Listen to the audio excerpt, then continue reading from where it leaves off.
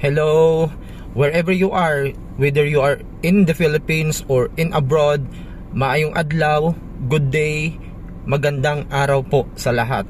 So it's me again, Mark. Today I am sa Karkar, nakuron sa Karkar, and I want to visit some location sa mga subdivision here in Karkar. We know nga Cebu City or nearest sa like Talisay, they are the prices of the properties there medyo taas-taas na. So sa atong mga kababayan or sa ato ang mga sa mga Pilipino na to, mga Pinay ba or Pilipino nga nakaminyog mga foreigners nga they want to invest or they want to buy a property, house and lot ba diri sa Cebu, and then if they considering their budget and they just only looking for properties nga dili sad kaayo mahal, and then if they want to consider Karkar, so maybe this video is for you because I want to show you the locations of the property from the highway going to the locations, no? So that's my goal for today, and that is my goal nga nung nag-video ko today. So ang ako'y target ay my target nga akong ikuan today is 5 ka subdivision, Lumina Phase 1 and Lumina Phase 2, tapos Camellia Homes, Karkar, tapos La Crista Homes, and Summerville, and Esperanza Homes. So those are properties, dili na siya mga high-end subdivisions, like makonsider nato siya nga low cost and mid cost nga mga subdivision. So di kayo na siya high-end. So affordable lang gyud, even though those people nga working local maka-afford ani nga property. So ako siyang tan-awon, atong i-check, come with me, then dili na ta masulod sa subdivision. We'll just only want to check the location lang so that you have an idea kung ingana na siya, no? Like me before, when I was buying property, one of the mga nga gi-consider na ako is location. I know nga I cannot afford those mahal nga property, that's why I consider medyo layo sa city nga I can afford, but I don't know the location, no? Especially before, I don't have my private vehicle, so medyo dili pa kayo siya, no? But now, that's the goal for today. I want to get video of this location, of those subdivision, and then atong i-upload dire para makita ninyo. And ini man nga bago pa sa akong channel, bago pa sa akong YouTube channel, please encourage you to subscribe, no? Wala mang may bayaran na, you'll just do the subscribe lang sa channel. Kung bayaran niya, ano lang, it can be helpful man sad, no? Kay I can do more videos like this if you are supporting. So thank you, just come with me and then we'll start the driving. Okay, let's start. We will start ang atong video dire, no? This is the highway, kana going na siya sa Cebu City, and then this one is going sa proper sa Karkar. We will start lang dire sa, because this is a well-known landmark man sad. If you are using like bus like that, series bus from Cebu City, ingnon lang ninyo ang driver nga ang conductor nga manaog lang mo sa dire Camellia Karkar, and then Camellia Karkar nga signage. This is well known man sad, and then naaman sad mga available nga habal-habal dire or motor nga you can take, or else you can take manaog mo sa Gaisano Grand Mall Karkar. But on my video I want to start here. Okay, ma-start na ta. I guess we will check first the location of Camellia, because we are now in Camellia, this one the signage. So we will consider that's Camille Villar. We know Camellia is owned by the Villar family, so mauna siya Camille Villar na agid siya, na siya tarpaulin diri. Mauni ang dalan niya inyuhang ma-take ato sa limpyan ng windshield.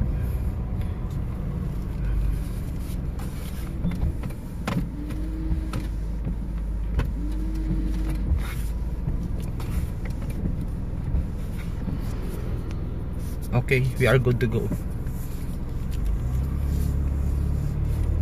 di ba, when buying properties kay we consider location man, no, especially mga like na dapat na siya school, dapat na siya market nga dool. Those are the most important things when buying a property. Kay even though layo siya sa city like the Cebu City, because from Carcar going to Cebu City, it will takes about 2 hours driving. No, not driving, kanang commute.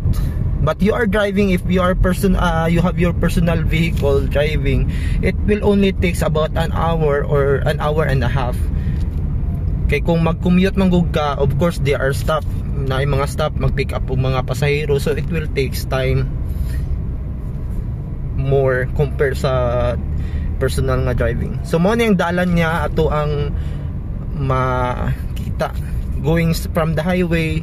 So I guess unahon din nato ang Lumina Phase 2. Kana mga sa balay gani makita ninyo sa unahan puti, that's the Lumina Phase 2. Again ha, we're not going inside the subdivision. Ato lang siya ang tanawon ng iyang location. Diyan ta masulod. Okay, it will takes lot of time. So sa akong naibawan, the Lumina is already acquired by the Villar family. So this is already part of mura na siya igsuon ni Camilla si Lumina ba. Akana from here, that's the perimeter fence of the Lumina. Kana mao na siya Lumina man Lumina Phase 2. Nana siya mga 2-story townhouse. So maginahinay ta dire. So that's the kana mo na siya ang Lumina Phase 2. Ang ilahang entrance and exit is there. So nana siya mga 2-story townhouse. Kay all I know, no, Lumina Phase 1, ang mga available houses there is, because since it is low cost, ang mga houses there kay kanang mga 1 story lang siya. So ang Lumina Phase 2 mo ay 2 story. So katong gisudan sa pulang auto mo na yung entrance exit sa Lumina kana. So going forward, we go sa Camilla. So again, mao to, we are considering locations. Dapat ang subdivision nga atong i-avail or atong ipaliton kay it will be our place man gyud, permanent place. So we will dagan tag mga i-consider, not only the budget but also the locations nga not nga layo sa city. Kay kung we will talk about Cebu City or even Talisay City, ang property dito is ano gid siya kanang taas gid ayang value. Onya, yes, you can avail it via financing, bank or Pag-ibig, but if tight gid din yung budget, then medyo mahal gid dito. So ang location niya, so naa na siya yung mga duol nga mga tindahan sa dire, na siya mga pagkaunan daha. So dili sad kaayo ni siya layo sa Kabihasnan. Although layo siya sa Cebu City, pero dili siya layo sa Kabihasnan. Dili siya mingaw baga, di ba? Okay, whether we like it or not, we need mang good property. Not unless siguro if i-consider nato itong ano nga forever na lang ta magsigig rent, which is dili sad siya nindot, no, nga we will kadagan ko. I have many friends when I was working in a corporate before. Most of my colleagues, most of my office mates are renting. So nagdako sila nga ang parents nila naga-rent, so they also adapt it's like a normal, no, nga mag-rent na lang for them, nga dapat dili na siya normal.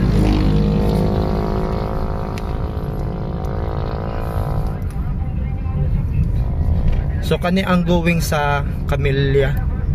And then ang Lumina, since we already see the Lumina Phase 2 and the houses there are 2-story townhouse, the Lumina Phase 1 is over here.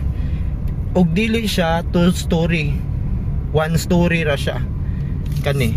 kana ang Lumina kanay. Muna ang Lumina kana ang Lumina tanong mga houses, 2 story, 1 story lang. And then mo na ilang guardhouse. So muna siyang Lumina and move forward sa Camellia.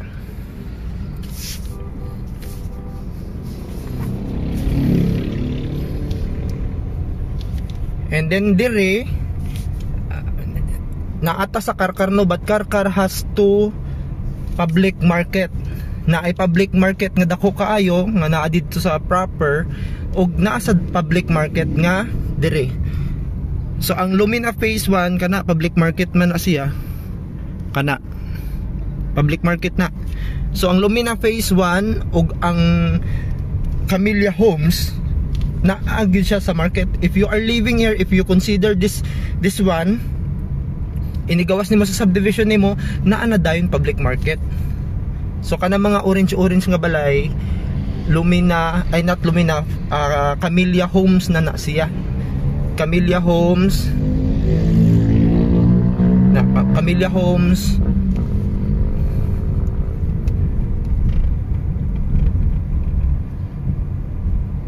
Kana Camellia Homes. Kana Camellia Homes na siya. So padayon ta.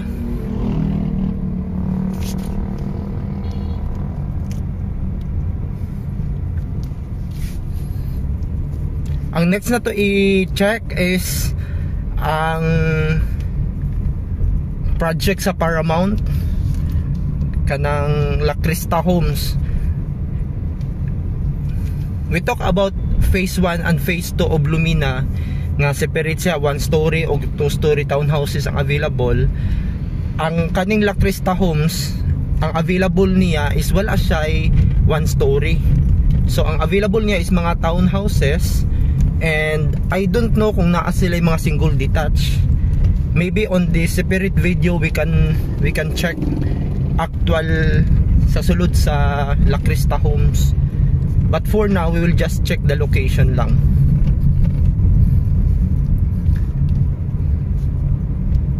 So naa natay public market nga naagian, nga usa sa mga factor nga we will consider buying property.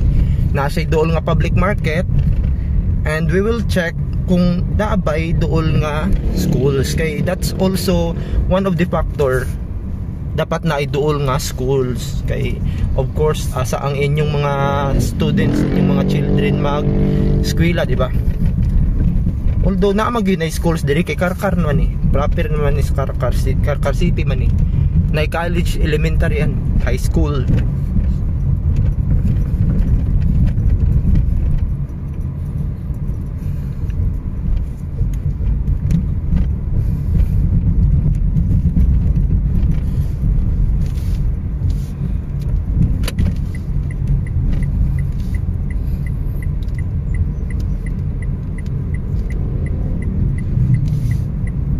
Again, ang atong next i-check is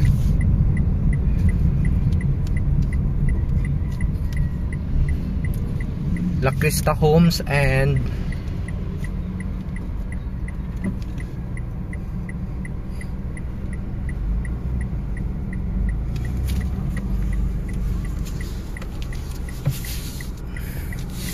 so kung diri ta mag left ta dai padayon na to left, going na siya sa Gaisano, Karkar. So this is the location of La Crista Homes. And La Crista Homes is developed, ang developer ani kay Paramount. Unya nasa dire kanang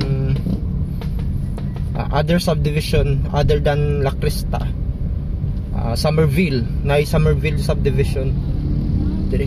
And I guess napay mga available nga mga inventories, both projects, the La Crista and the Somerville.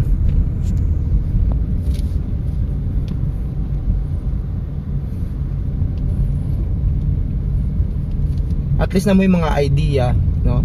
If you are watching this video because you are nag-direct ni siya kay you are looking for a properties diri sa south, sa Karkar mo specific, at least this video is helpful for you, especially kung wala pa kay idea about location sa car. O kay idea ba sa kanang pahimutang diri sa lugar. So at least this video will help you to decide in regards to the location. So in regards na sad sa mga prices, and you can also check kay available man, daghan man ta available nga options when we consider another thing, the budget.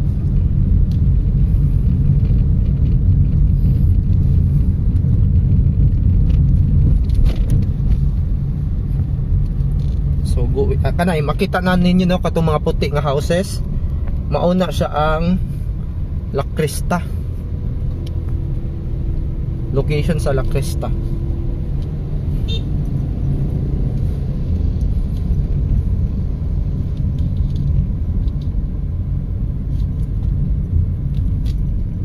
Maginahinay ta.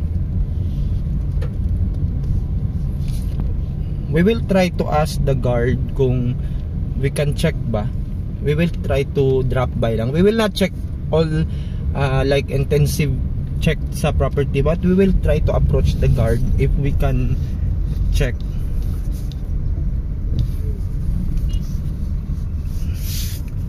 So this is La Cresta Homes.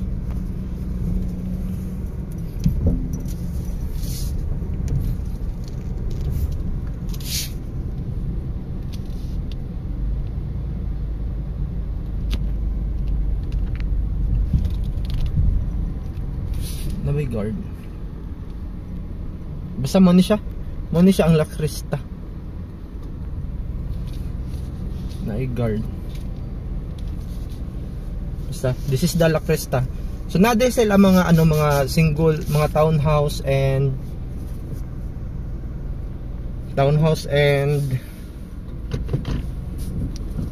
single detached houses. Og sa at bang sa La Cresta, ang front niya is Somerville. Kanaw sa front gani na may subdivision, that's Somerville.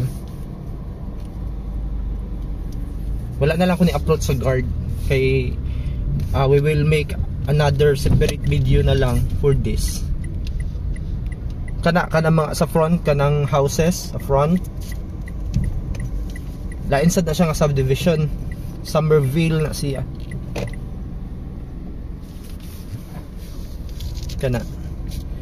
And maybe on a separate video we will make videos of those properties. Kana Somerville, kana Somerville subdivision kana.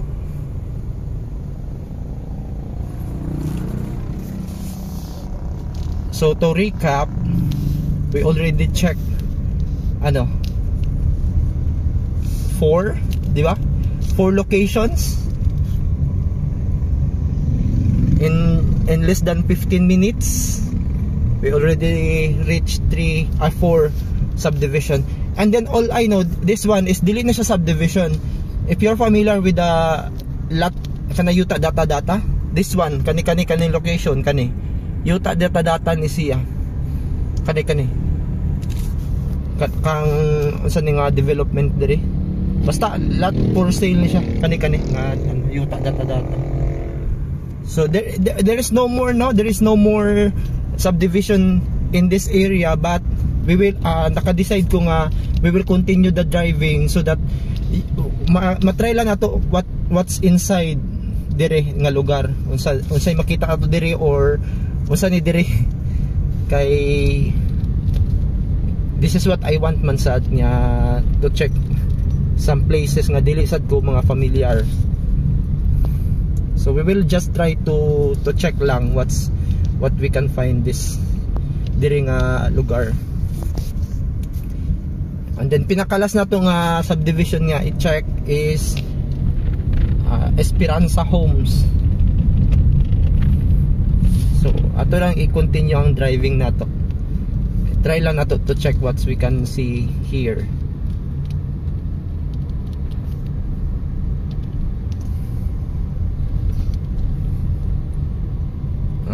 diyan diri. So ano siya kanang dili man siya diri national highway no. Pero nice ang government sa Cebu kay gibuhat tarong kaing dalan no. Tanawa ra gud ang dalan. Provincial ba? Provincial road man eh. So part pa ni sa mga projects ni Governor Gwen. Dalan niya tarong. Kaya ngano ang lugar manggod once as long as naalan joy tarong nga dalan naman joy mga improvements sa mga kinabuhi, sa mga panginabuhi sa mga tao nga nagapuyo diha nga lugar. Kay based on experience man god, I was grown up man gyud sa like bukiron nga lugar. Kinanglan jud ang dalan. Ano importante jud kay ang dalan. Kay base akong auntie, ako man auntie nagpa-eskwela na ako o pag 4th year na ako, so dito mo ko sa Balamban. Base sa iyang istorya sa una katong time pa nila kay naidalan pero kanang dalan nga dalan na typical ko nga dalan sa probinsya, dili simentado, dili widen. Iyang istorya ihatod pa na sa ilang papa magkarabaw gani sila murkaro ba nya lisod jud ang kanang pag travel if naa kay mga products nga kinanglan nimo i-travel lisod kayo.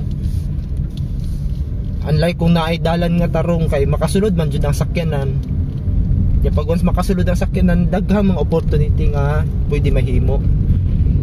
So ang pag-widen sa dalan, ang pagpaayos sa dalan nga gitutukan sa gobyerno is usad jud na kadako nga tabang sa mga sa community.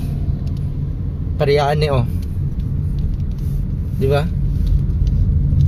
Tarong ang dalan.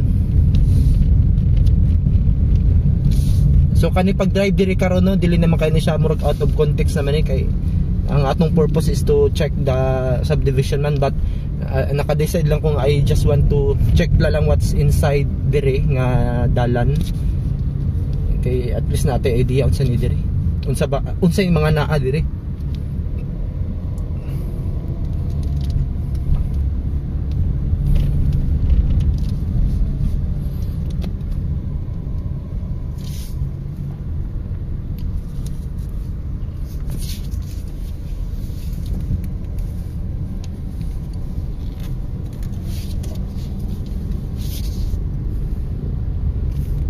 Ongoing pa nga dahil ni trabaho. Sige, siminto pa manggod. Dili lang kahit mo pa dayon sa unahan siguro na mabalik ka dayon ta.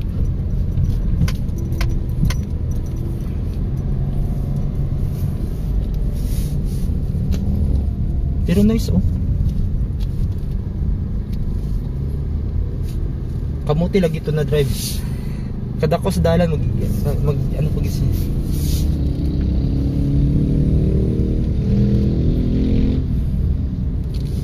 Nice diri.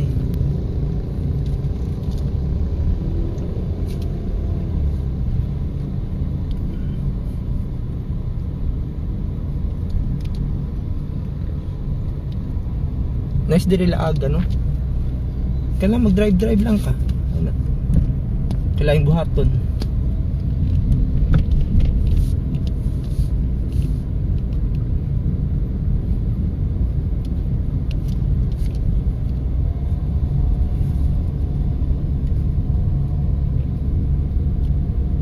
Mabalik na siguro tanong kay murag layo-layo nato na agtan. Sige, padayon lang nato. Ito na ta sa unahan magbalik.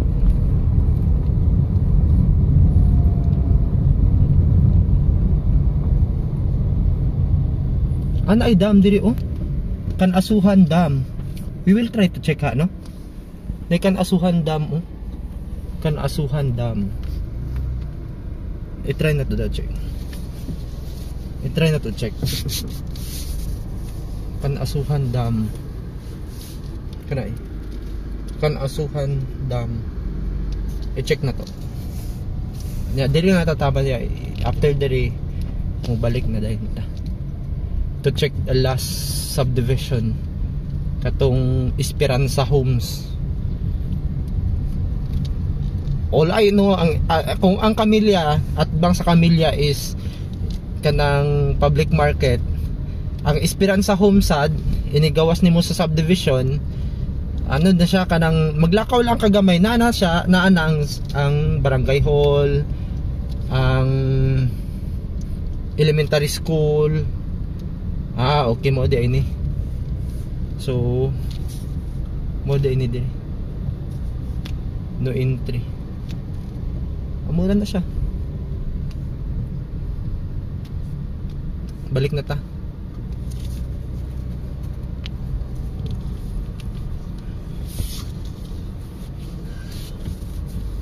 So ako i-post, ako lang i-post sa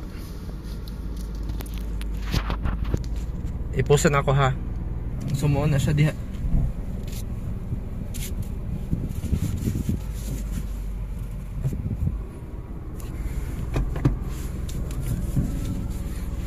Balik sa tabalik.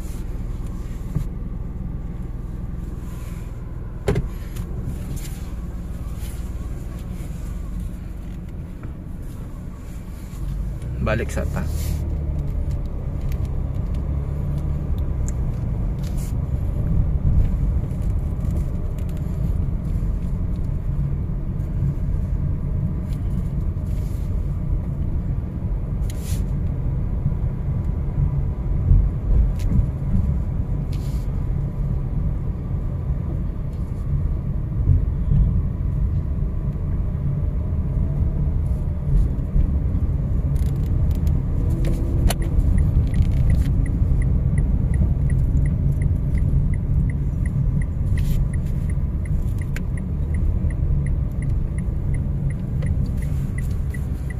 Ako sa ipost ang video.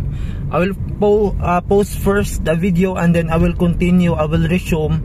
Inigabot na ako sa Somerville and pero bukid lagi dito.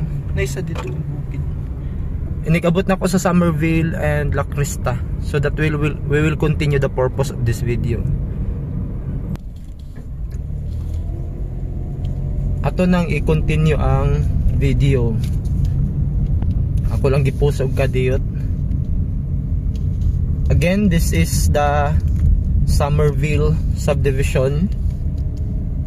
Kana na ay mga ongoing developments structural, and I think there are still available inventory in that subdivision. And this is the La Crista subdivision. Nag-atubangay lang sila duha.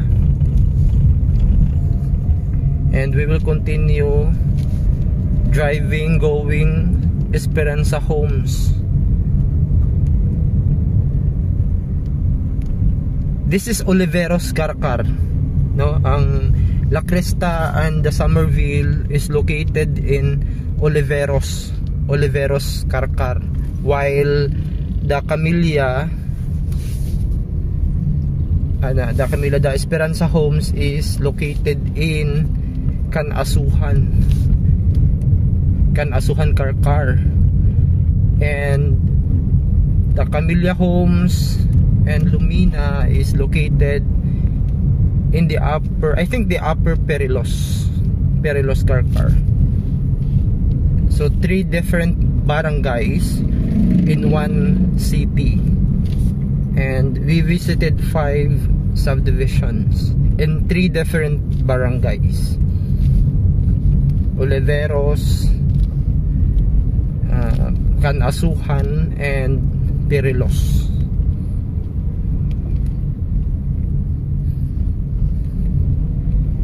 And the last property subdivision that we are going to check is Esperanza Homes. So if you are going to compare the 5 subdivisions that we check, first the Lumina Phase 2 and Phase 1 and Camellia, they are located sa Perilos Carcar. Ang iyang advantage dito is duol siya og public market. Duol siya og public market. Inigawas nimo sa subdivision, public market na gyud.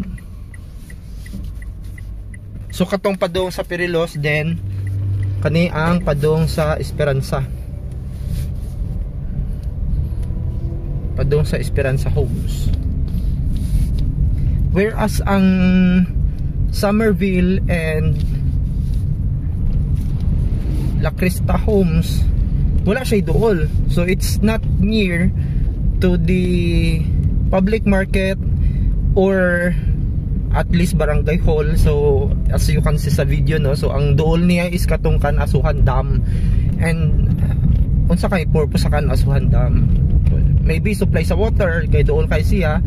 So wala siya dool. Kana lang Kanasuhan Dam, wala siya dool nga school, wala siya dool nga public market. But still, you can consider pa gihapon, you can check lang gihapon. But for me, advantage si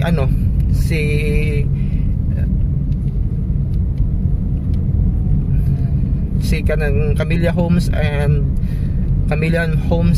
Lumina kay da siya dool public market.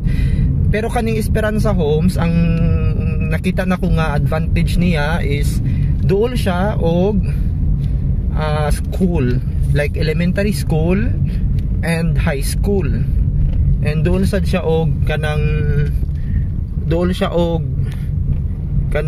sa tawag barangay hall and church. So kaning front niya, mo na ni siya ang Esperanza Homes. Mo ni iyang front kanang mga subdivision. So mga commercial na niya. And then ang iyang subdivision entrance is that Esperanza Homes. So it's mixed use. So mura siya gi-combine ni Lumina Phase 1 and Lumina Phase 2. Kana kay you can find houses there nga 1 story and 2-story townhouses. So mo na siya, oh. Kana mga pulang atop. And we are approaching sa school. Ang naka-advantage ni Esperanza Homes is inigawas nimo sa subdivision dere na ay church. Dere na ay church og na ay school. Kanay elementary school. Kana elementary school. Ang high school is naa dito pasulod ay going dito.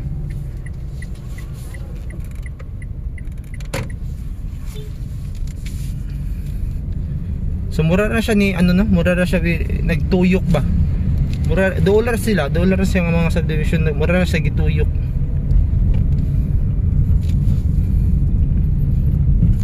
And in the near future na ay another subdivision here which is dili pa i-announce, but this will be subdivision na sad here kaniyang entrance of kana kang Pueblo de Oro kana I think nice kay na diha. Subdivision gyapon na siya. So sa karon wala pa. Pero subdivision na siya diha. Mga mura na siya gi-combined na murag baon na siya pinaka first siguro nga subdivision in this area nga naay mga dagko gyud nga houses. Dili siya high end gihapon pero na siya mga dagko nga houses. Kay mix naman na siya diha. You can avail property houses nga maka-avail ka og single detached, single attached townhouse. I guess wala na siya diha wala dayon na siya diha og 1 story. Unlike sa Esperanza Homes and Lumina Phase 1 nga you can buy 1 story house. 1 story house meaning low cost housing. So if you are working minimum wage earner and you also have partners sa nga trabaho, husband and wife ba mo ron nga mga minimum wage earner, maka-avail jud mo anang type sa subdivision, sa type sa housing. Kay ano man na kanang barato ra, affordable ra siya.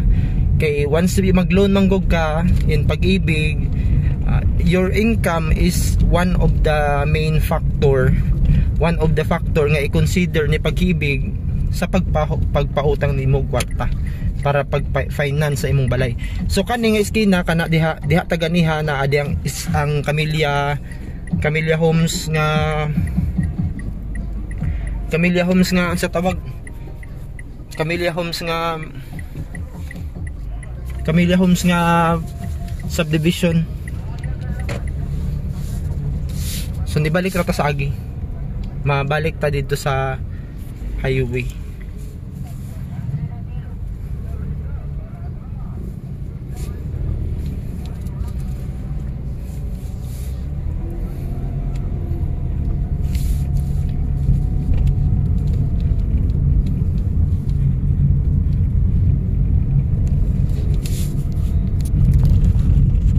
So I hope this video helps you in deciding where or asa nga property mo avail. Buying properties nga layo sa city is one of the options manggod nga you can consider para lang jud maka-avail ka og property, para lang jud ka na kay property. Kay as time goes by manggod, prices of the real estate is really going high. So it's very lucky siguro nga ang price sa real estate, especially in the Philippines, nga low good siya. Malo siya ba? It's very rare or it's very lucky nga mag-low. Kay even in pandemic, during the pandemic times, the prices of the real estate, they never declined. Maybe they stopped increasing, or na-increase man gani pero not that far, not that high, pero wala siya ni go down. So that's why if your mindset, if like for example if you are working sa Cebu City, because most of our mindset manggod, we will sing ay layo kaayo ang car or layo kaayo ang kana nga lugar, layo siya nya. Magsige ka guwat sa Cebu City when ka maka-afford, when ka maka-property, kung magsige ka guwat. So this is the Lumina Lumina phase 2. That's why dili juga ka property kung magsige ka guwat nga mabarato ang property sa Cebu City. Maski pa sa Talisay or Minglanilla, mayingon ka nga you will wait for a miracle nga property there will go down then before you will avail. As long as makayan mo ang monthly, why not? Go for it. Buying a property doesn't require you a lot of money nga you will pay spot cash.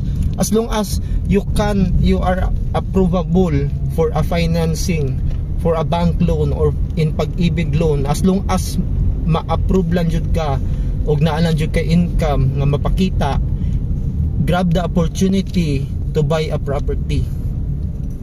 O nice kay dire okay na overlooking dagat. Mo na dagang tao dire kay naa siya overlooking nga dagat. Kung dato kayo ka, good for you, you can buy spot cash property. Pero kung pobre ka, not pobre jud ka, ayo ka ng sakto-sakto lang sa nga ay pag guna-una nga magtigom usa ka before ka mo avail of property. Go for it as long as you know that you can pay the monthly installment, the monthly amortization. Go for it. Kay as time goes by, di jud ka magmahay. Later on, 3 years, 5 years from the day nga na-turn over imong house, later on you can realize nga magpasalamat jud ka na you were able to avail a property. Yeah, you were able to consider buying a property. So the video will end here until the next video, and please